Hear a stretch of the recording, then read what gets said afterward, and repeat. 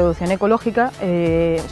más que solamente ecológica, hablando ya en términos de agroecología,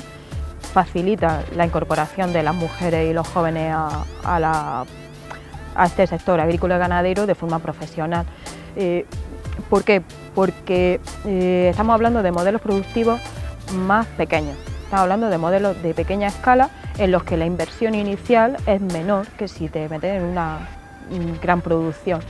Y además estos modelos agroecológicos también están hablando de cohesión social y de crear una red, y una red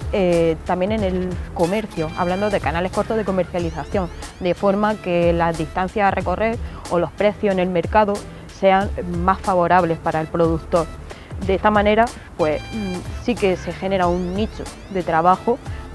muy atractivo para las mujeres que